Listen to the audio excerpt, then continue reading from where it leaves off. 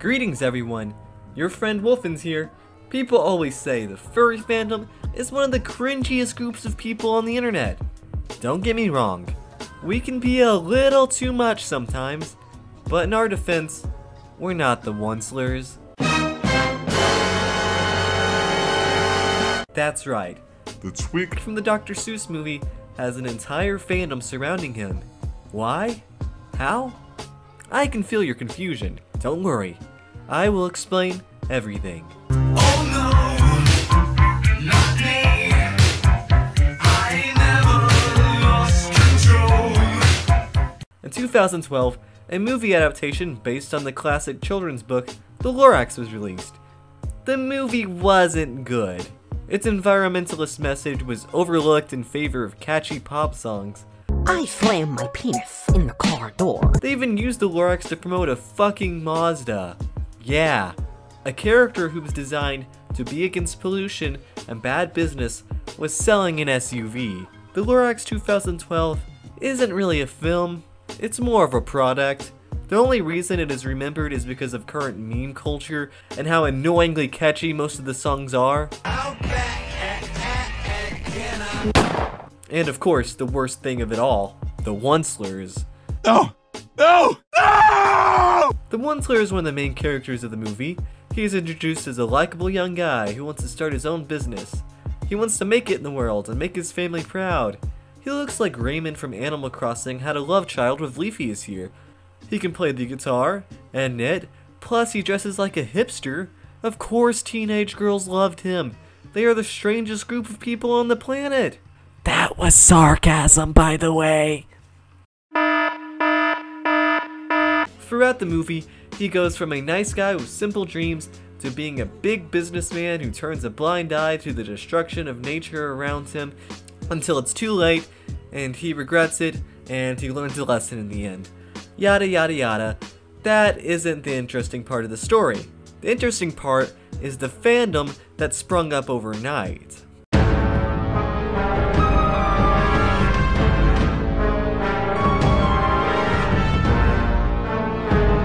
After the financial success of the Illumination movie, the Lorax himself was completely forgotten about. The only thing people remember from the movie is the Onceler. Suddenly, art of this character is popping up on sites like Tumblr and DeviantArt. AKA the cringe-filled cesspits of the internet. People weren't just making fan art of the Onceler, but they were making their own Onceler sonas. At least with the furry fandom, you can be anything or any animal you want, and the Onceler fandom, you were basically stuck being an evil business tycoon who destroys the environment. I'm surprised that Murlogic, aka the Wonder Bread guy, wasn't a part of this fandom. It seems right up his alley. Most of these fan forums and groups are dead now, leaving a weird, eerie, and abandoned feeling to them. Every now and then, you'll come across a new post, but for the most part, it's been left to the sands of time, stuck in limbo since 2015. Good. Why would anyone stand the Onceler? He is such a beta cuck mal. True men would stand the Grinch.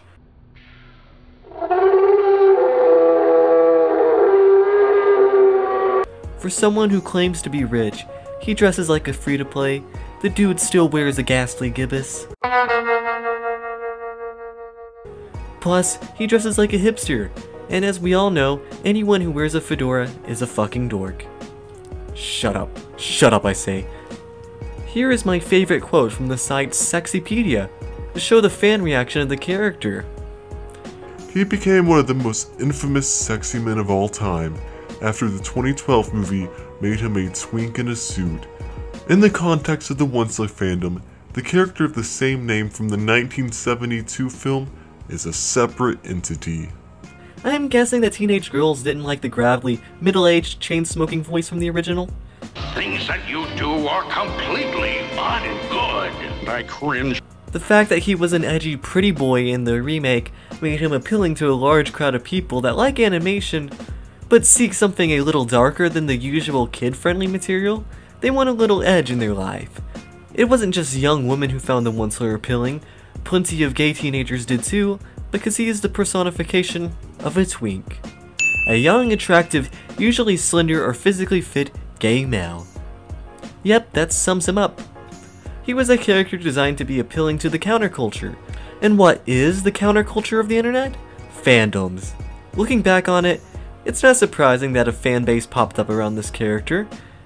And it's not surprising that it died off after a few years. The Lorax movie wasn't a film, it wasn't a work of art meant to stand the test of time, it was a product. It was made to make as much money as possible and to be forgotten. And people did forget about the movie. Less and people started to join the fandom until the well dried up. Communities like this need new content to stay alive. They need a strong sense of being. Otherwise, they die and people move on. The Lorax 2012 is a dated mess, and it's surprising that the Oncelers lasted as long as they did. I say let it die. Let it die, let it die. Let it shrivel up and die. Now for the part I've been waiting for. This is the part where I get to show off the funniest pieces of fan art and sonas I have found on the World Wide Web. Do you remember? September. Remember? Is that a chicken playing guitar? Although I've done a lot of teasing in this video, none of it is meant to be taken seriously. It's all just lighthearted fun. And I am not going to judge people for being a cringy preteen. We were all a little cringy as preteens, whether we can admit it or not. Besides, I can't judge anyone too hard. I was one of those people that had a crush on Wheatley from Portal 2. He was cute. Shut up. Hello! This is the part where I kill you! I've seen similar fandoms come and go surrounding different things, like Animal Crossing, Sonic the Hedgehog, and Animaniacs, but that makes sense because these series keep putting out new content that fans actually like. I swear I didn't use those examples because I'm a furry. It's all I could think of off the top of my head, I swear. Put the stones down. Anyways, I'm WolfinZ. I hope you enjoyed this pointless video.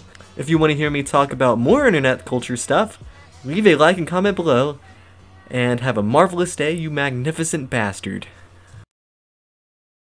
Shapes, mistakes, misfits, raised on a diet of broken biscuits. Oh, we don't look the same as you, and we don't do the things you do, but we live around here too.